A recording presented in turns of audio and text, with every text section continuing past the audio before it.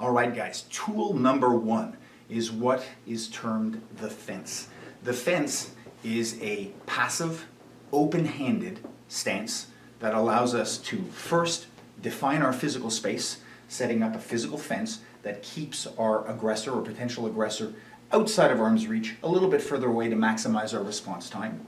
It is a barrier that can quickly transmute into aggressive responses by allowing us to have our hands closer to our encroacher's face, and it also brings our hands up like any stance so that we're quicker and more responsive in defining and protecting our head.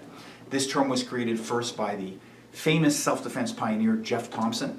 He has numerous books, including one just on the fence called The Fence. I strongly suggest you check it out.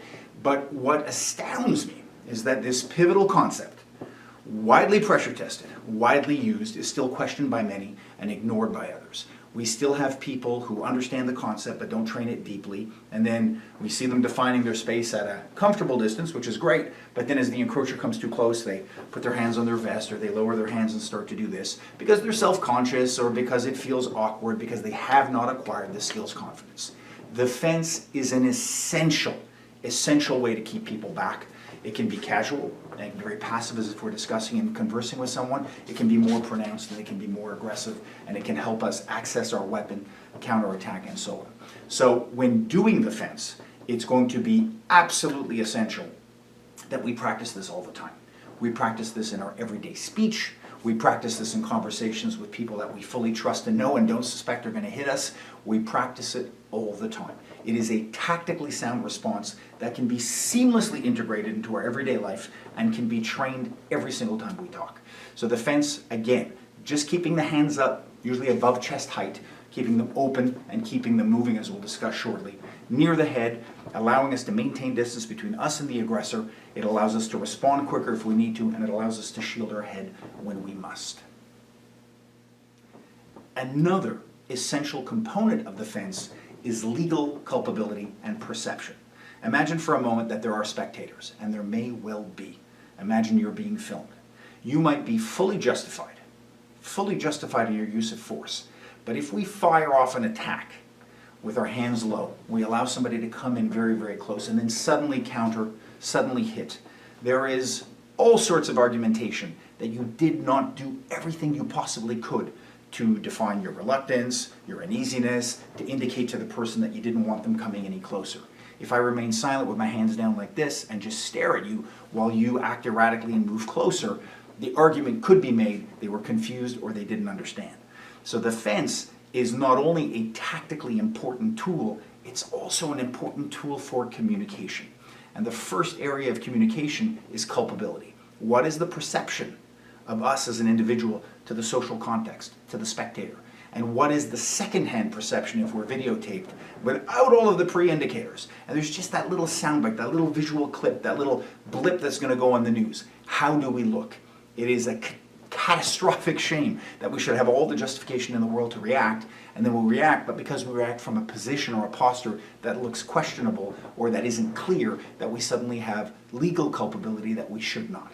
So the fence is very important in defining your use of force. And a final component of the fence is the manner in which it serves to bolster our de-escalation communication. When we speak with any individual, gesture is the majority of the conversation. Our words, the language we choose, the tone we use are all important, and we will be discussing verbal de-escalation shortly and how it needs to be modified for escalated individuals. But the vast majority, estimated between 65 to 85% of all communication, is nonverbal.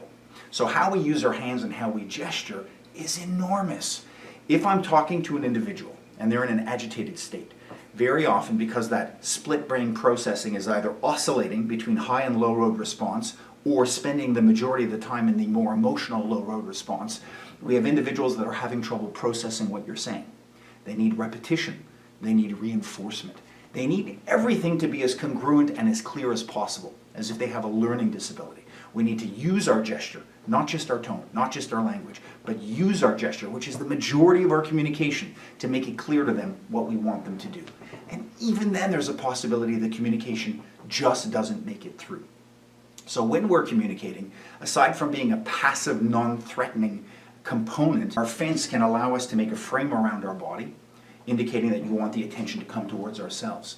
We can direct when we're speaking. If I need attention onto myself, I will sometimes point to myself to help somebody who's erratic and looking all over the place. Or if they're looking off to a target rather than pointing with a finger, I'll use the wholeness of my hand, usually the back, because these are generally perceived as being less threatening actions. I try to avoid this, and I definitely avoid pointing with a finger towards the individual.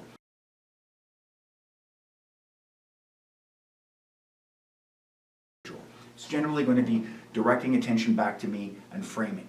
This is sometimes called framing. I often refer to it as funneling because I'm trying to bring the attention into me.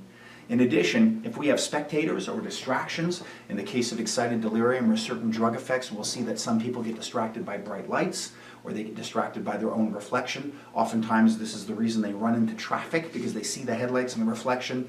We'll have people in drug states that run headlong into glass windows because they see a reflection and see it as something completely engaging and aggravating. So any kind of action that can bring attention back to me is going to be helpful. If I need to steer them away by keeping that frame and lure them off to one side, that's going to additionally help me steer what is termed the audience effect, taking their focus away from distractions. If you are in a group of people, if I can take them away so they're looking at me without realizing there's a crowd behind, churning them on, urging them on, spurring them into a more aggressive intent, that will help them de-escalate. Also, sometimes visual cues are not enough. So simple sound like this, or bringing focus like this, can help. If I see that the minute I clap my hands without speaking, I do this, I garner some attention, then I will use it and keep making sounds until I have them focused on my funnel. If I say, hey, and I do this and they don't respond at all, then I know the auditory is not going in. I'm going to try to get within their eye line and get that funnel going on. So the last component of the fence is that it can frame attention, funnel it onto me, and help direct it away from people, which is extremely important. I will show you shortly some video of an individual in a very escalated state who ended up being on a drug that was causing them to be extremely delusional, hallucinating, very aggressive, very elevated. The individual, although not entirely responsive, is still being steered and directed by the language of the officer. The officer is maintaining distance as much as possible, staying outside of the perimeter of the person's house. They're speaking very calmly, very repetitively, and you will see a perfect example of looping language. The subject continues to loop one phrase over and over 20, 30 times, goes off on a different tangent, loops again 20, 30 times, and then when the officer says things like, listen, your mother's worried about you, the subject immediately goes, Mom! Mom! Don't let them kill me! And he starts screaming about his mother, indicating that he's not only hearing, but at some level he is processing verbal commands. He's also, although externally aggressive, internally quite compliant. He keeps saying, please don't let them hurt me, please don't kill me, please don't kill me, please don't kill me, and he's going off. But this subject goes from being completely catatonic and calm to escalating suddenly to back down. And given enough time, ideally they will de-escalate, but when you have somebody who's in a state of what is often termed excited delirium or escalation, body temperature is skyrocketing, there is a need for immediate medical intervention. Just letting them sort it out and lay there is not often enough, right? Sometimes they're en route to a heart attack or an overdose, as we'll see shortly.